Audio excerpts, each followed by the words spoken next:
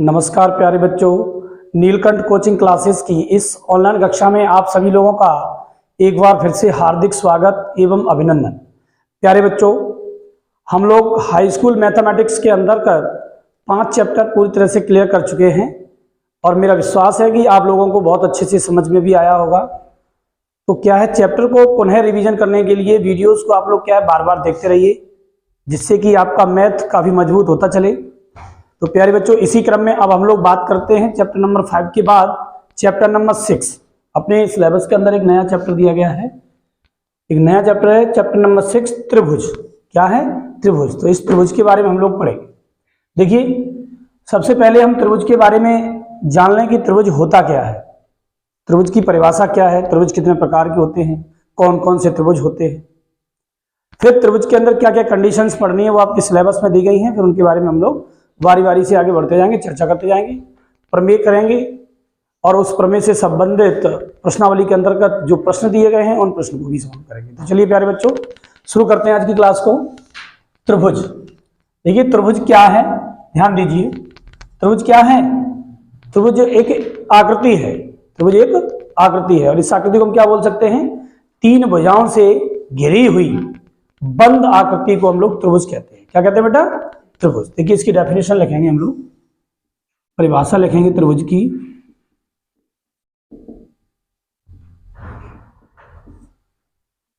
तीन भुजाओं से घिरी हुई बंद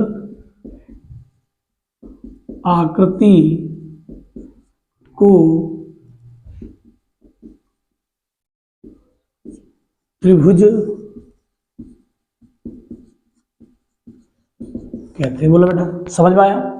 3 भुजाओं से घिरी हुई बंद आकृति को त्रिभुज कहते हैं। ठीक, देखिए चित्र में देखिए क्या है, एक भुजा ये हो गई और एक भुजा ये हो गई और एक भुजा ये हो गई, तो ये क्या बन गया? त्रिभुज। देखो, 3 भुजाएं हो गई और ये पूरी आकृति बंद भी है, तो ये ABC त्रिभुज AB, ये आपका क्या हो गया? एक त्रिभुज हो गया। क्या हो गया? त्रिभुज। अब इस त्रिभुज में कोई भी त्रिभुज हो, उस त्रिभुज में कितने कोण होते हैं? उसमें 3 अंतः कोण होते हैं। क्या होते हैं?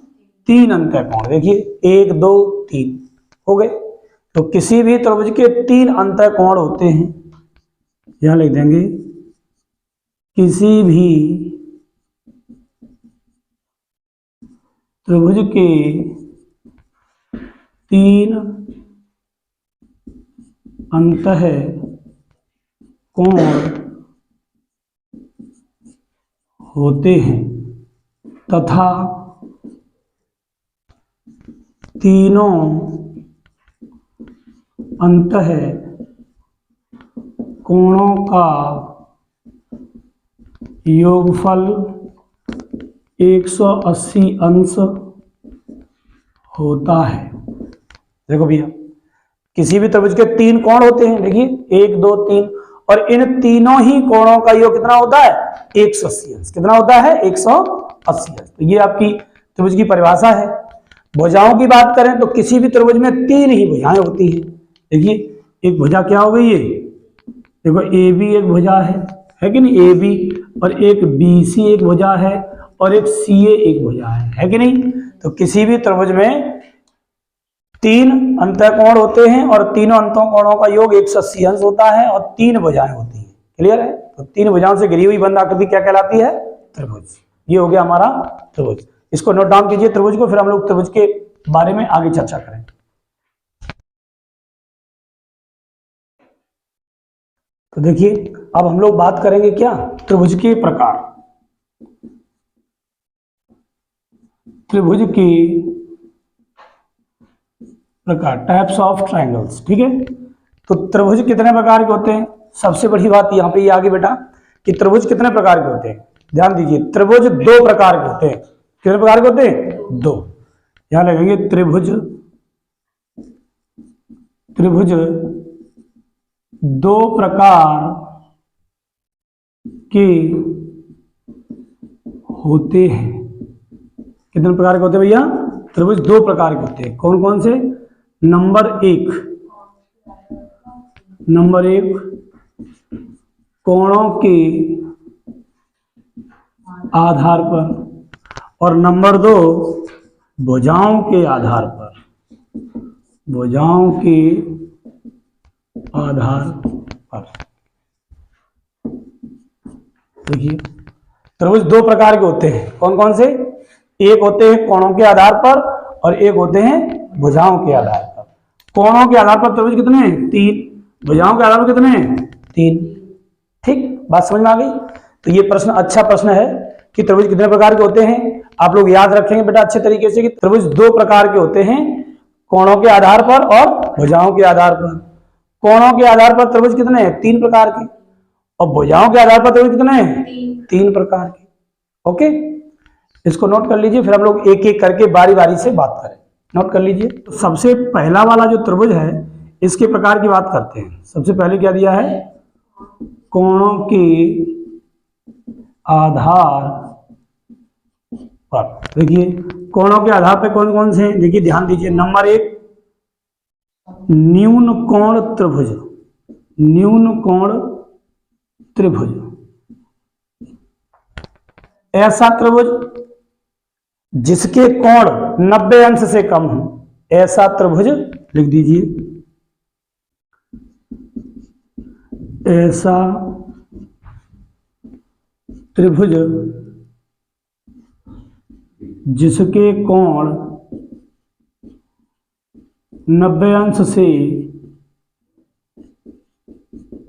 कम हो।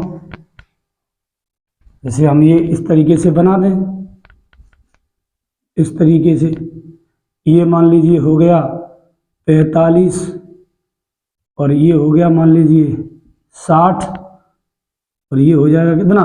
क्योंकि त्रिभुज के अंतर कोणों का योग 180 अंश होता है। 60 40 105 हो गया, इसमें 75 और जोड़ दें। 5 में 10 की 0 से 7 8 180 हो जाएगा ना। ये कितना हो जाएगा? 75। तो इस तरीके से जो त्रिभुज दिया गया होगा जिसके सभी कोण क्या 90 डिग्री से कम कम हो, तो वो क्या कहलाएगा बेटा? न्यून कोण त्रिभुज। क्या कहलाएगा?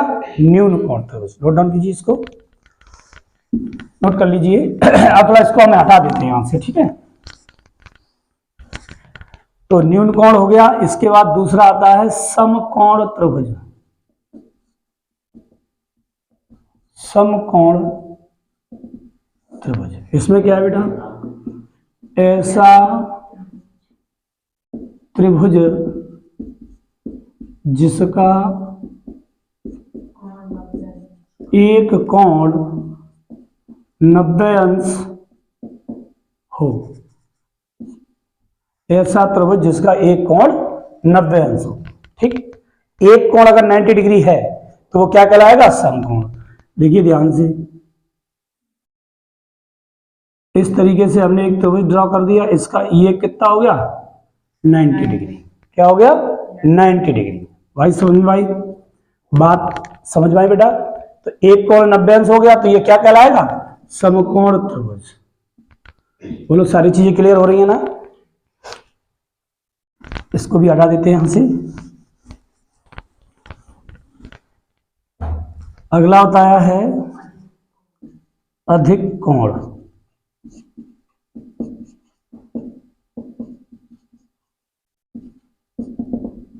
इसमें क्या है? ऐसा त्रिभुज जिसका एक कोण 90 अंश से अधिक हो। ऐसा त्रिभुज जिसका एक कोण 90 अंश से अधिक हो तो वो क्या कहलाएगा? अधिक कोण। इस तरीके से मान लीजिए त्रिभुज बना दिया हमने। ये मान लीजिए 30 है, ये भी मान लीजिए 30 है। 30 और 30 60 हो गया तो ये कितना हो जाएगा? 120 डिग्री। क्या हो जाएगा बेटा? 120 डिग्री। तो इस तरीके का जो त्रिभुज होगा उस त्रिभुज को हम लोग क्या बोलेंगे? अधिक कोण त्रिभुज। तो पहले टाइप के तीनों त्रिभुज क्लियर हो गए। नोट डाउन कीजिए इसको, फिर अब नेक्स्ट बात करें।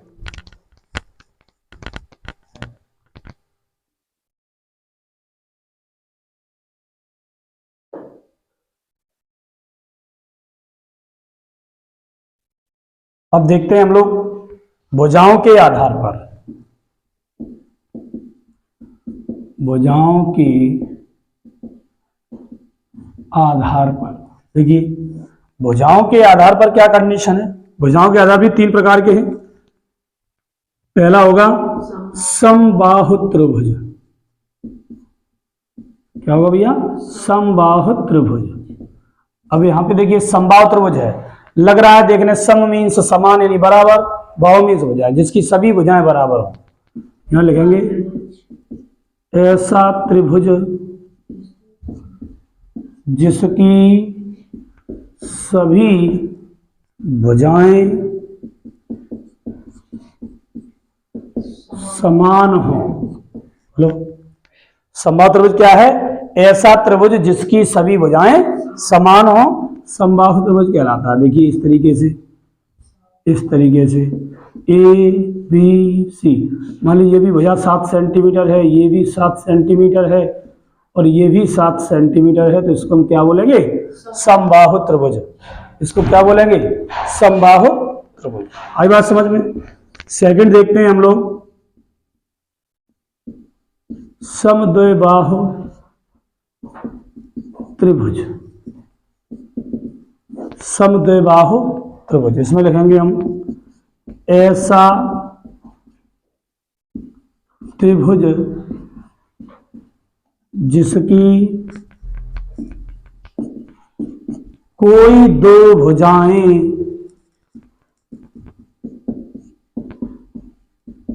समान हो।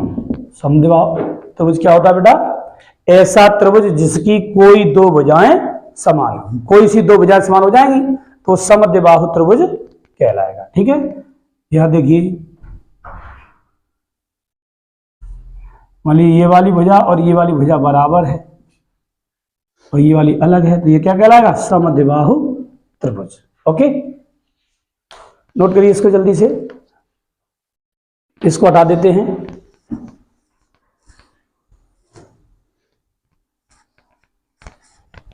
अब बात करते हैं बेटा तीसरे प्रकार की, विषम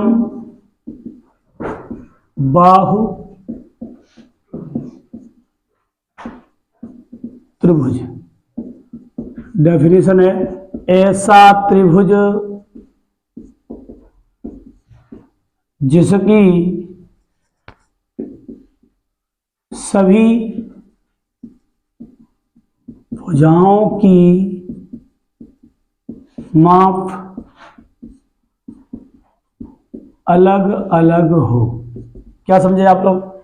ऐसा त्रिभुज, विषमबाहु त्रिभुज की बात हो रही है। ऐसा त्रिभुज जिसकी सभी भुजाओं की माप अलग अलग हो, कोई भी भुजा बराबर ना हो, सभी अलग अलग हो, ऐसा त्रिभुज क्या कहलाएगा? विषमबाहु त्रिभुज। ए बी सी, ये वाली भुजा मान ली हमने 7 सेंटीमीटर, ये वाली मान ली 9 सेंटीमीटर और ये मान ली 5 सेंटीमीटर। देखिए सभी भुजाएं अलग अलग हैं, इसीलिए ये त्रिभुज क्या कहलाएगा? विषमबाहु त्रिभुज। क्या कहलाएगा? विषमबाहु त्रिभुज। तो बेटे हम लोगों ने क्या है, त्रिभुजों के प्रकार के बारे में अच्छे से समझ लिया है। इस वीडियो को आप क्या है रोक के अच्छे तरीके से और इसको नोट करना और एक एक बात को समझना। ठीक है, तो चलिए इसको नोट डाउन कीजिए, फिर हम लोग टॉपिक में आगे बढ़े। अब हम लोग बात करते हैं इसी टॉपिक के अंदर समरूप आकृतियों की। समरूप आकृतियां क्या होती हैं, ध्यान दें। समरूप आकृतियां, समरूप आकृतियों की बात करेंगे बेटा, ध्यान देंगे। देखिए समरूप आकृतियां क्या है? सम मीन्स समान, रूप मीन्स रूप, यानी जिनके रूप समान होते हैं वो आकृतियां क्या कहलाती हैं? समरूप आकृतियां कहलाती हैं। अब हम लोग क्या है एग्जाम्पल लेते हुए साथ में समझेंगे समरूप आकृतियों के बारे में। ठीक है, आप लोग ये मान लीजिए ये किसी व्यक्ति की तस्वीर है, ये वाली किसी व्यक्ति की, मान लीजिए कोई व्यक्ति एक्स है, नाम नहीं लेंगे किसी का, कोई व्यक्ति एक्स है, उस व्यक्ति की ये तस्वीर है और उसी व्यक्ति की ये तस्वीर है सेम, और उसी व्यक्ति की ये तस्वीर है सेम, और उसी व्यक्ति की ये तस्वीर है सेम, और उसी व्यक्ति की ये टिकट साइड तस्वीर है सेम। ठीक है, तो अब देखिए ये सभी क्या हैं, तस्वीर हैं। क्या है, तस्वीर यानी फोटोज हैं व्यक्तियों की। अब ये व्यक्तियों के बेटे फोटो हैं और व्यक्ति वही का वही है, तो जरा सोचिए और हमें ये बताइए, एक बार फोटो कराया हमने, फोटो कराने के बाद इस तरीके से अलग अलग साइज के फोटो हमने बनवा लिए, तो क्या सब में रूप अलग अलग होगा क्या? नहीं होगा, नहीं होगा ना, रूप समान होगा। सभी में रूप कैसा होगा बेटा? समान। इसलिए हम क्या बोलेंगे, ये सभी क्या हैं? समरूप हैं। क्या बोलेंगे? समरूप। बात समझ में आ रही कि नहीं? फोटो आपने कराया अपना और उसी फोटो से आपने क्या किया, अलग अलग साइज के एक बहुत बड़ा सा फोटो बनवा लिया अपने रूम में लगाने के लिए। एक फोटो आपने छोटा सा बनवाया पासपोर्ट साइज का, जो विद्यालय में आप फॉर्म वगैरह भरते हैं ना, उसमें लगाने के लिए। और एक फोटो इतना सा बनवा लिया आपने टिकट साइज, जो आपका परिचय पत्र बनता है विद्यालय का, उस पर लगा लेते हैं ना हम, उस पर साइन वगैरह हो जाते हैं, तो वो एक फोटो हो गया। तो एक ही व्यक्ति के विभिन्न साइज के जब हम अलग अलग फोटो तैयार करवाएंगे, तो वो सभी जो फोटोज होंगे, पिक्चर्स होंगी, वो कैसी होंगी? समरूप। समझ पा रहे हो कि नहीं मैं क्या कहना चाह रहा हूं? चलिए, समझ रहे हो तो अच्छी बात है। एक और देखते हैं एग्जाम्पल के माध्यम से समरूप आकृतियों के बारे में। मान लीजिए ये क्या है बेटा? एक वृत्त है, इसके अंदर एक वृत्त और बना दें, इसके अंदर एक वृत्त और बना दें, इसके अंदर और एक वृत्त बना दें, एक अलग ये वृत्त बना दें, तो ये सभी क्या होंगे? वृत्त समरूप। देखिए, छोटा बड़ा होने से मतलब नहीं है, कोई आकृति छोटी है बड़ी है उससे मतलब नहीं है, देखने में ये तो समान रूप में दिख रही है, देखने में एक जैसी लग रही हैं, तो वो सभी आकृतियां क्या कहलाएंगी बेटा? समरूप आकृतियां। तो सभी वृत्त किसी भी त्रिज्या के हों, सभी वृत्त कैसे होते हैं? समरूप। कैसे होते हैं बेटा? समरूप। अब इसके बाद देखते हैं हम वर्ग यानी स्क्वायर के बारे में सोचते हैं। देखिए, एक स्क्वायर ये हो गया, एक इसके अंदर और कर दो, हम कहते हैं एक थोड़ा सा बड़ा बना लो अलग से। देखिए, ये भी क्या है? ये क्या है? ये समरूप आकृतियां हैं। क्या है बेटा? समरूप आकृतियां हैं। बोलो, समझ में आ रहा ना? इसके अलावा अगर हम ले लें त्रिभुज, ले लें, मान लीजिए समबाहु त्रिभुज ले लें, समबाहु त्रिभुज। अभी हमने समबाहु त्रिभुज के बारे में चर्चा कर चुके हैं। ऐसा त्रिभुज जिसकी सभी भुजाएं कैसी होती है बेटा? समान होती हैं, तो वो समबाहु त्रिभुज कहलाता है। एक समबाहु त्रिभुज ये ले लिया, एक और इससे थोड़ा सा बड़ा कर दिया हमने समबाहु त्रिभुज। ठीक, इसकी ये जो भुजाएं हैं ये सभी कैसी हैं? समान है, तो ये समबाहु त्रिभुज भी क्या कहलाएंगी? समरूप आकृतियां। बोलो, क्लियर हो गया यहां तक? तो समरूप आकृतियों के बारे में आप लोग अच्छे से समझ गए कि नहीं समझ गए? इसको अगर बनाना चाहो, नोट करना चाहो, तो कॉपी पे नोट कर लीजिए, समरूप आकृतियों के बारे में कर लीजिए नोट, फिर हम लोग आगे बढ़ें।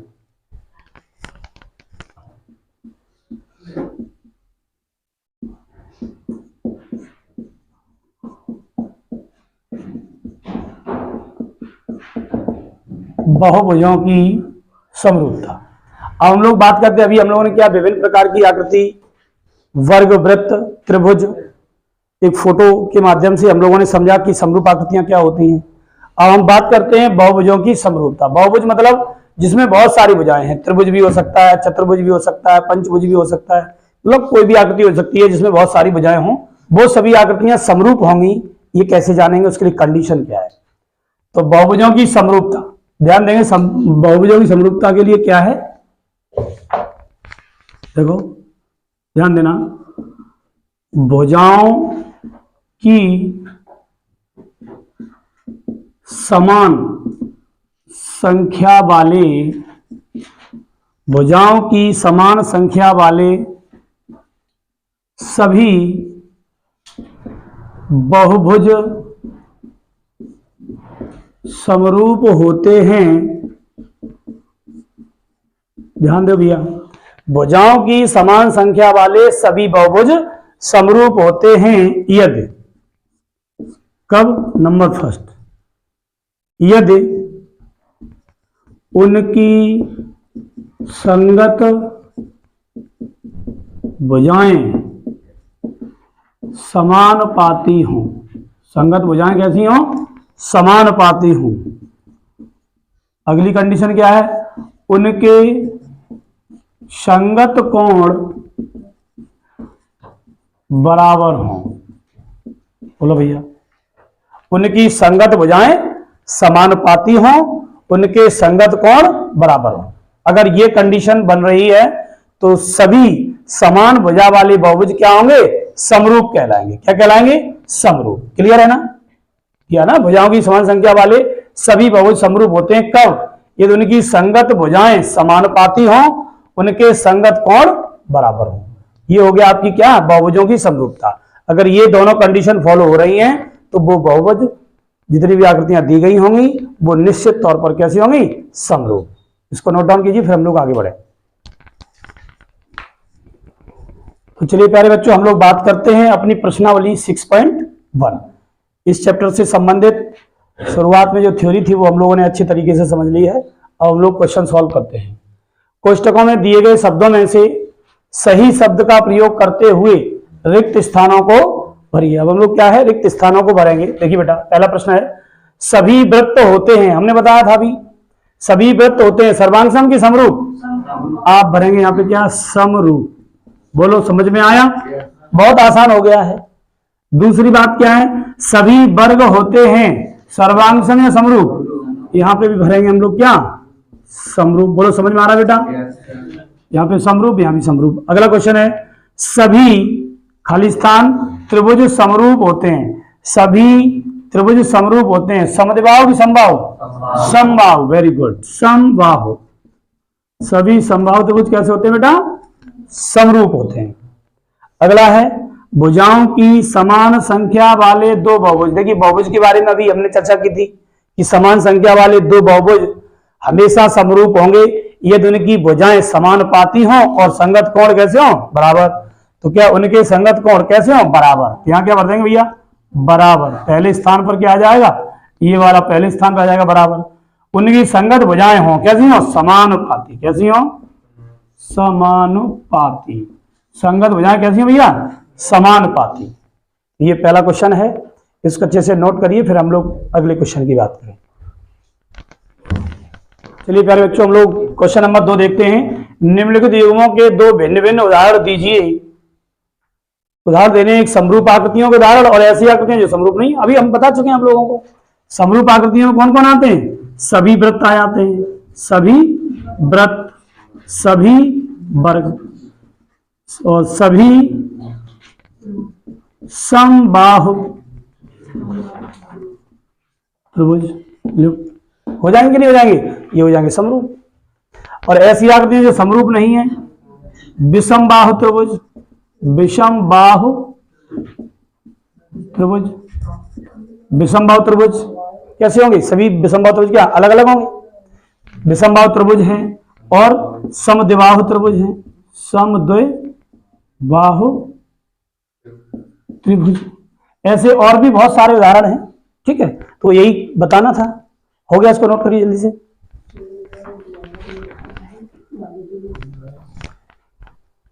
तो चलिए प्यारे बच्चों, हम लोग बात करते हैं अपने अगले क्वेश्चन नंबर 3। ये इस प्रश्नावली का अंतिम प्रश्न होगा। देखिए, बताइए कि निम्नलिखित चतुर्भुज समरूप हैं या नहीं। लो भाई, वही बात फिर से कर दी। हमने क्या बताया था? कोई भी दो आकृतियां, यानी बहुभुज की बात की थी, कोई भी दो बहुभुज समरूप होते हैं यदि उनकी भुजाएं कैसी हो जाए बेटा? समानुपाती। चेक करते हैं। देखिए, PQ का अनुपात कर दीजिए किसके साथ? AB के साथ। इसका अनुपात कर दीजिए CB के साथ और इसका अनुपात कर दीजिए DC के साथ और SP का अनुपात कर दीजिए DA के साथ। तो यहां देखेंगे सभी में क्या है? 1/5। क्या है? 1 और यहां क्या रेशियो है? 3। तो देखिए, अनुपात तो समान आ रहा है, सभी का 1/2 आ रहा है ना। तो पहली कंडीशन फॉलो हो गई, भुजाएं समानुपाती हो। अब संगत कोण भी तो बराबर हो बेटा। तो देखो भैया, देखिए इसमें ये क्या है? ये सभी 90-90 के हैं। क्या यहां 90 दिख रहा है? बिल्कुल नहीं दिख रहा। तो भुजाएं तो समानुपाती हैं लेकिन संगत कोण बराबर नहीं है। जबकि दोनों कंडीशन फॉलो होंगी तभी तो त्रिभुज आपका समरूप कहलाएगा। बोलो, कहलाएगा कि नहीं कहलाएगा? लेकिन ऐसा नहीं है। तो क्या कहेंगे? ये समरूप आकृतियां नहीं है। आंसर क्या होगा? नहीं, मना कर दीजिए, नहीं होगा। ओके, तो प्यारे बच्चों, ये थी हमारी प्रश्नावली 6.1। त्रिभुज में पहला प्रश्नावली हम लोगों ने अच्छे से क्लियर कर लिया है, सारी चीजों को थ्योरेटिकली भी समझ लिया और प्रश्नावली भी कर ली है। तो ठीक है, आज की क्लास में हम लोग इतना ही रखते हैं। नेक्स्ट क्लास में मिलेंगे नेक्स्ट एक्सरसाइज के साथ। तब तक के लिए स्वस्थ रहिए, अच्छे से पढ़ते रहिए। थैंक यू, धन्यवाद।